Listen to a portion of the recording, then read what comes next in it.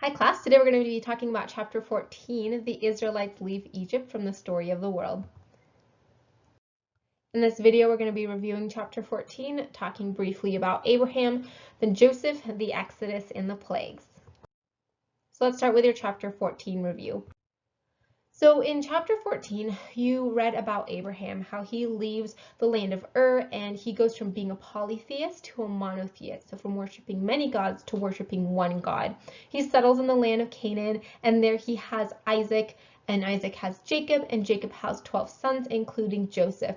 Joseph is sold into slavery into the land of Egypt, and eventually his family moves there too. During this time, the Israelites grow into a nation. Eventually, though, they are made into slaves by the pharaoh. Then the Exodus happens. Moses is appointed by God to go ask the pharaoh to let his people free. Pharaoh refuses, and God sends plagues on the Egyptians until Pharaoh agrees to let them go. After he does, they settle into the land of Canaan, the promised land that God had promised Abraham he would have for the nation that God would make through him and his offspring. So Israel is a strong nation for a while, and just through the Exodus happening, we can see that Egypt during the New Kingdom is becoming weaker. So a little disclaimer before we start with our lesson. I'm going to be giving you the historical context to the best of my abilities of Joseph and the Exodus. I'm not going to be telling you the story really about Joseph and the Exodus and the plagues and things like that, because I'm assuming that you guys know these from Bible class, Sunday school, your parents' church, and things like that. So we're going to start with Abraham.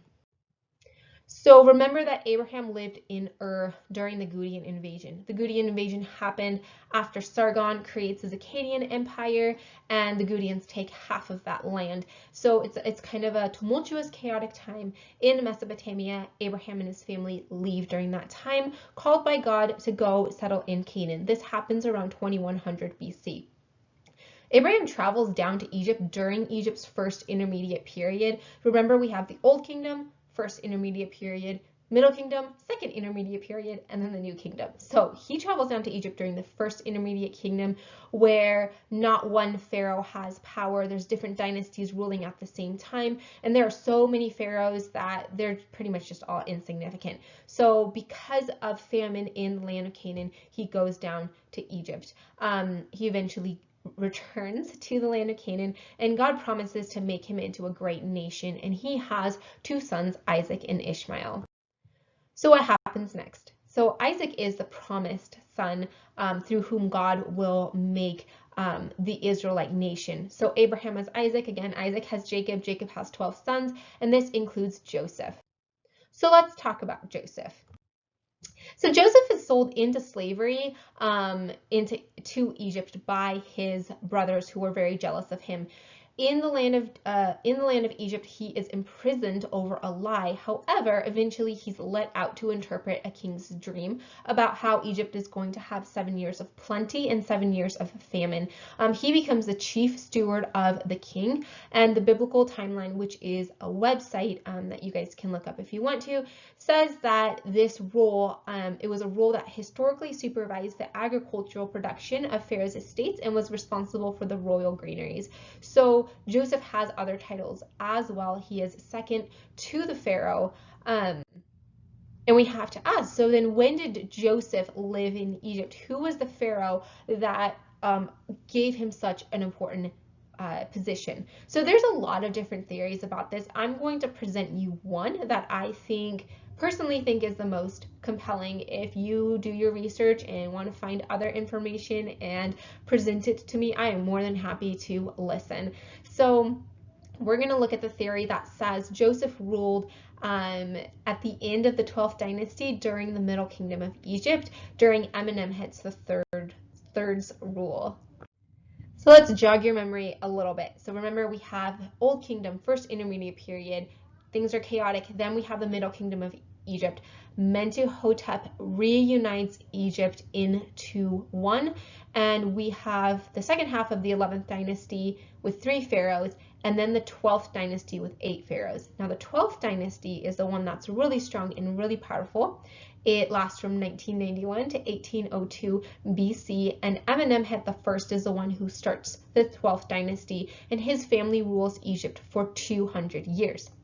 Some of the pharaohs we looked at in the 12th dynasty are Amenemhet I. He's the one that built that small pyramid. He is the one who gets murdered. Senusret I is the one who takes over after his father. There's some pharaohs in between. We talked about Senusret III, who's the one who builds those castle-looking fortresses down in Nubia.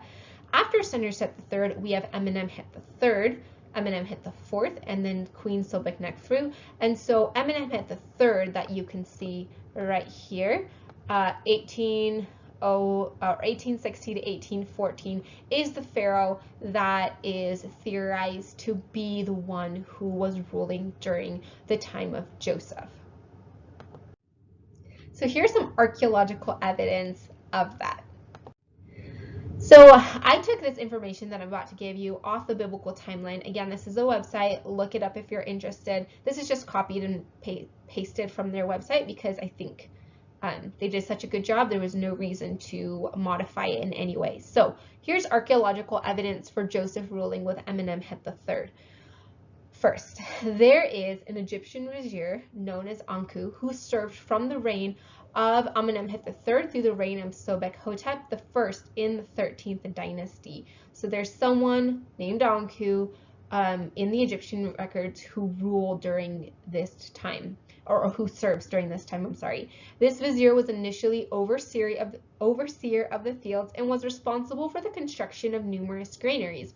So the initial title that he had, remember Joseph had many titles, but the first title he had is overseer of the fields, this Anku. So this is who we think might be Joseph. Amenemhet III is credited with the construction of a canal linking the Nile with, I'm sorry if I pronounce this wrong, the Fayoum Oasis, a canal that is known as the Bahr Youssef in Arabic, or the Joseph Canal. So Amenemhet builds this canal that's known as the Joseph Canal. Another reason we think Joseph ruled with him.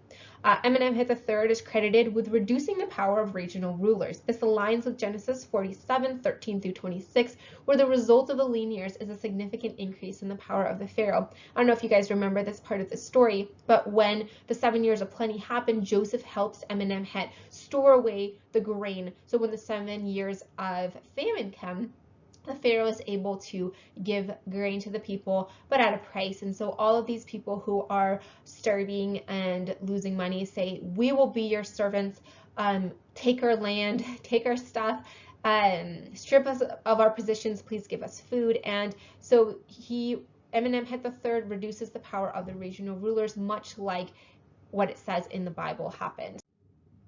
Here's another thing. A Semitic settlement dating from the late 12th dynasty has been found in Avaris in the land of Goshen. Avaris was later renamed Ramses. So, which means that in the city of Avaris, which is where the Hyksos were, that's the land of, in that area, that's the land of Goshen, where the Israelites settled, like it talks about in the Bible. And a Semitic settlement has been found there. Excavations at the settlement has revealed a small palace belonging to a high-ranking official. This palace was originally fronted with 12 columns, possibly one for each of the brothers. The palace grounds contain 12 tombs, all identified as Semitic burials. Remember, the Israelites were Semitic people. One of these tombs was originally covered by a pyramid, a very high honor reserved almost exclusively for royalty and unique in this period. Unlike the other tombs, this one is completely empty. No bones, no grave goods, no nothing. Remember that when the Exodus happens, they take Joseph's bones to bury in the land of Canaan. So this matches with that. Indications are that everything was removed in antiquity, which means that these bones were taken in this period, not later on by grave robbers or things like that. Finally, this tomb contains the remains of a statue of its owner. The statue is of an Asiatic Semitic with red hair and wearing a multicolored coat. I'm going to show you some pictures.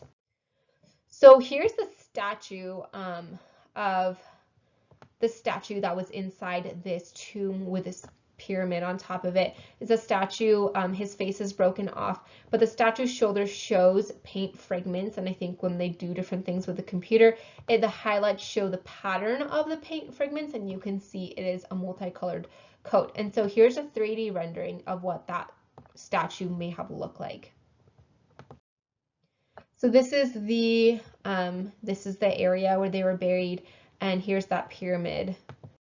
And here's the original 12 columns. Now I looked up some things that showed pictures that were on each of the columns, and one person was matching how each column had pictures that align with the blessings that Jacob gives to his 12 sons when he dies. So Jacob says, you know, Dan, you're like this, or Judah, you're like a lion, and the pictures on the columns, this person says, matches with all of those blessings, further giving us proof that this was where they were buried, and this was Joseph's burial tomb.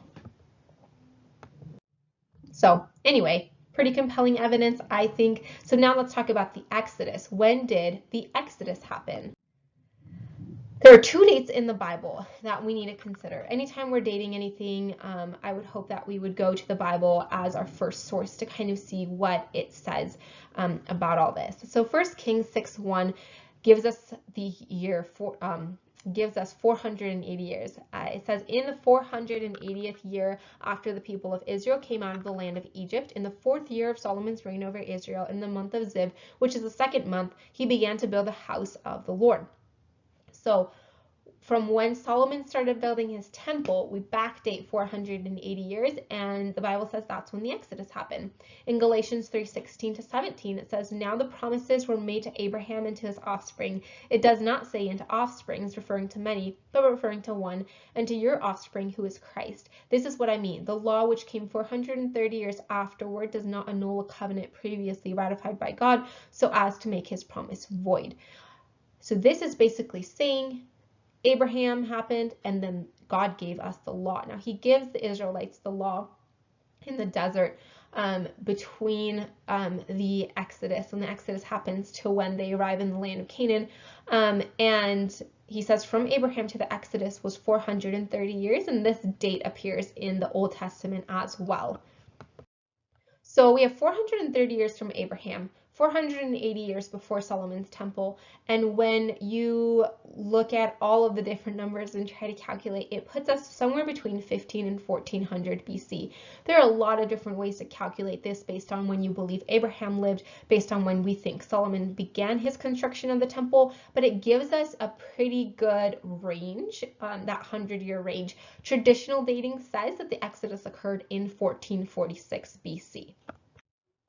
So who was the pharaoh during the Exodus? Now, if we can take that 100 years and say, okay, who was ruling in Egypt during this time, we kind of have an answer. However, please know that the dates that the pharaohs reigned aren't always 100% accurate. If you look at Egyptian history, there are people who date the different pharaohs in different ways. That's why it can get a little bit confusing. However, I looked at a lot of different information, and what I can narrow it down to is that first it happened during the New Kingdom of Egypt, during Tutmosis I, Tutmosis II, Tutmosis III, or Amenemhet II's rule. So somewhere in that reign. If you want to get really technical and see the link to the document that I used that has a lot of dates, I'll link it below. Also, there's some great YouTube videos on different theories. Most people who are using the Bible to date this with the 480 and 430 years say that it was probably Tutmosis III, possibly his son Amenemhet II, because when you read the Bible, it says that the pharaoh died and there was a new pharaoh. So you're still spanning a couple pharaohs even with Moses. When Moses returns to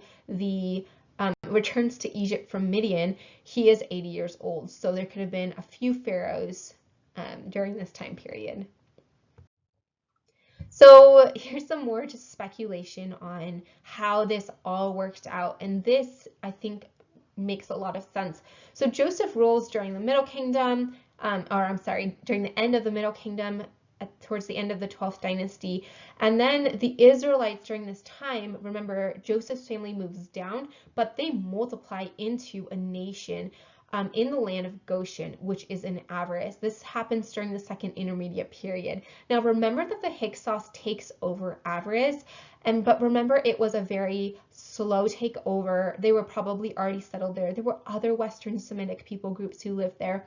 And when we studied the Hyksos taking over before, we had said that Avaris may have been largely populated with Western Semitic people, which is why when the pharaoh started losing power, the Hyksos saw their opportunity and takes over the city, which is largely made up of their ethnic groups anyway. So during the second intermediate period, you have pharaohs unable to control their own dynasties, let alone Nubia, let alone the Hyksos. And so Egypt is very weak. 13th and 14th dynasty families are wiped out by the Hyksos. You kind of have a 16th dynasty, kind of have a 17th dynasty ruling, but Egypt really can't do anything. In Exodus 1:8, it says, "Now there arose a new king over Egypt who did not know Joseph." So possibly this is Khamos, who tries to get rid of the Hyksos but dies after 3 years. I kind of think it might be Ahmose, who begins the new kingdom of Egypt and drives out the Hyksos for good. And I want you to remember that the Egyptians hated the Hyksos. They thought they were uncivilized. When the Hyksos leaves, they just completely take away any evidence of their ruling over Egypt. And so the Israelites were also Semitic people like the Hyksos. So it makes sense that we have almost come to the throne after the second intermediate period. He doesn't know Joseph because the families who knew Joseph and knew the Israelites were back in the 12th dynasty. So we have almost come to the throne. He just expels the Hyksos and he hates the Western Semitic people. Makes sense to me that he would then, or maybe even if it's not him, maybe the Khamos before him, maybe the king after him decides that they're going to enslave the Israelites and kill their firstborn sons. There's a really, really interesting theory that I want you guys to look up if you have time, where that says possibly Hatshepsut was the princess who adopted Moses. And it's such a fascinating theory. I don't have time in this video to go through all of it with you, but there is a video that I put here, I'll link below, that you can watch that gives this theory. And just to kind of give you a very brief summary, basically says, remember, Thutmose I had a royal wife and a lesser wife. The royal wife had 2 sons who died, a daughter who died, and another daughter, which is Hatshepsut. Then Thutmose I is married to a lesser wife, and the lesser wife has Thutmose II. So Hatshepsut and Thutmose II siblings get married, they only have a daughter. Now the Bible says a daughter of the Pharaoh adopts Moses. So the only daughter that's living at this time is Hatshepsut. So she possibly drew Moses out of the water. And remember how Moses' story is really similar to Sargon's story? Sargon's story is very popular. It's widely known about this. He is like a legend at this point, and he is also in a basket drawn out of the water. Miriam probably knew this story. This princess, whoever she was, whether it was Hatshepsut or not, knows this story. And Sargon's story is of divine appointment, of the gods choosing him. And maybe she thinks maybe this is the son that I couldn't have that can become the ruler. Now remember, when Thutmose II has a kid with another wife, Thutmose III, Thutmose II dies. Thutmose III is supposed to be king. Hatshepsut is like, nope, I don't want you to be, and sends him away on these military campaigns. Possibly Moses was with her during this time. Anyway, it's a really, really interesting theory. I think it has a lot of credibility, so go check it out if you're interested. Anyway, so now we're going to talk about the plagues and how the plagues were against the Egyptian gods. The plagues were not just like randomly God saying, oh, I think I'll send some hail next, or I think I'll give you some frogs next. No, they were very, very specific and very targeted to be against the gods of Egypt. And so we're going to look at that. Susan Wise Bauer says, the Exodus became a central event in the history of the Hebrews, the defining moment around which the entire story of the Jewish nation was structured, but it shows up nowhere in the Egyptian chronicles. This is hardly surprising. The exodus of the Hebrews was a nose-thumbing directed not just at the power of the pharaoh and his court, but at the power of the Egyptian gods themselves. The plagues were designed to ram home the impotence of the Egyptian pantheon. The Nile, the bloodstream of Osiris and the lifeblood of Egypt, was turned to blood and became foul and poisonous. Frogs sacred to Osiris appeared in numbers so great that they were transformed into a pestilence. The sun disk was blotted out by darkness, Ra and Aten both made helpless. These are not the kinds of events that appear in the celebratory inscriptions of any pharaoh. So question, there's no archaeological or written evidence of the Exodus from Egypt. Why do you think that is? That quote partially answered that, but I want you to give me examples of things that have happened in Egyptian history before that would be proof that the Egyptians would leave no archaeological or written evidence of the Exodus happening. Because there are people who say, well, there's no evidence, it never happened. But I think we can give a compelling argument that there is no archaeological evidence and it still did happen. So write your answer. So let's look at some verses. In Exodus 7:5, God says, "The Egyptians shall know that I am the Lord when I stretch out my hand against Egypt and bring out the people of Israel from among them." Exodus 12:12 says, I'm sorry for the typo, "And on the gods of Egypt I will execute judgment. I am the Lord." So he says himself, the Egyptians shall know that I am Lord, not their Egyptian gods. And on all the gods of Egypt I will execute judgment, not just on the Pharaoh, on all of the gods I will prove that I am the Lord. And I'm going to show you the 10 plagues and how God did this. So the plague number 1 was the Nile turning into blood. And I know this is a long quote, but I think it's important. John Davis says, "It was appropriate that the first of the plagues should be directed against the Nile River itself, the very lifeline of Egypt and the center of many of its religious ideas. The Egyptians considered the Nile sacred. Many of their gods were associated either directly or indirectly with this river and its productivity. For example, the great Khnum was considered the guardian of the Nile sources. Hapi was believed to be the spirit of the Nile and its dynamic essence. One of the greatest gods revered in Egypt was the god Osiris, who was the god of the underworld. The Egyptians believed that the river Nile was his bloodstream. Okay, so Osiris, the god of the underworld, his blood is the Nile. In the light of this latter expression, it is appropriate indeed that the Lord should turn the Nile into blood, into actual blood. It is not only said that the fish in the river died, but that the river stank, and the Egyptians were not able to use the water of that river. Imagine the horror and frustration of the people of Egypt as they looked upon that which was formerly beautiful, only to find dead fish lining the shores and an ugly red characterizing what had before provided life and attraction. Crocodiles were forced to leave the Nile. One wonders what worshippers would have thought of Hapi, the god of the Nile, who was sometimes manifest in the crocodile."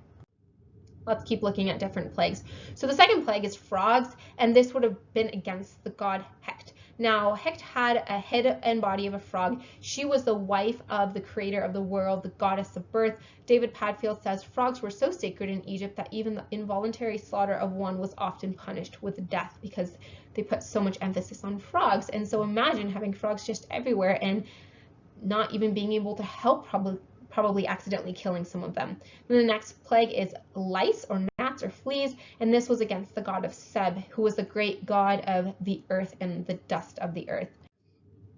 The next plague is swarms. Some translations say swarms of flies, but they were swarms of something, and possibly this was against Amun-Ra, and it was swarms of scarab beetles, because Amun-Ra was sometimes depicted as a beetle rolling the sun around the earth. Livestock, another plague. Many of the Egyptian gods, their heads were the heads of livestock. You've probably seen pictures of this, but livestock was considered very, very sacred, and so all of the livestock is gets smitten, they're dead, and it was against those gods. Boils, people were covered in boils. This was against Isis, the goddess of health, Imhotep, the god of healing and medicine, who couldn't do anything against these boils. Hail was against Nut, the goddess of the sky. She was also the mother of 5 other gods: Osiris, Hathor, Set, Isis, and Nephthys, who we talked a little bit about before. It was against Shu, who was Nut's father, the wind god; Horus, the hawk-headed sky god. So all of these gods were rendered helpless against this hail. When locusts came, locusts could destroy the entire village supply of food within minutes.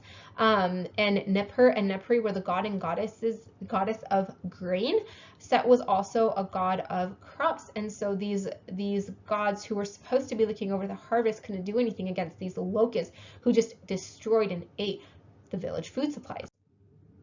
And then darkness. So we've talked a lot about Ra. You guys know that Ra was the god of the sun. He is so important. He is the most worshipped and revered god in Egypt after the pharaoh, and he is completely covered. It is completely dark. People can't see anything because they can't see what, like, one of their most powerful gods. And then the death of the firstborn happens. David Padfield says, this plague was directed against all the gods of Egypt, like it says in Exodus 12:12 that we read before, and would show the total inability of the gods of Egypt to protect their subjects. In the face of unparalleled tragedy, all of the gods of Egypt were silent. Again, like, firstborn sons killed all over Egypt, and none of the gods can do anything about it. Where was Meskhenet, the goddess who presided at the birth of children? Where was Hathor, one of the 7 deities who attended the birth of the children? Where was Min, the god of procreation? Where was Isis, the god of fertility? Where was Selket, the guardian of life? Where was Renenutet, the cobra goddess and guardian of the pharaoh? All of the gods of Egypt were helpless to do anything over God smiting the firstborn of the Egyptians. And this plague was also against the pharaoh himself, because the pharaoh's firstborn would have died as well. And remember, the pharaoh was considered to be a god, even if not, like we talked about, the pharaoh's power has lessened significantly since the Old Kingdom of Egypt. Still, in tradition, he's considered to be a god, and his family is smitten with this as well. So again, I know we didn't go through like the story of everything, but I hope some of this historical context and why God brought about the plagues that he did made sense. Thank you for watching, and I'll see you guys next time. Bye.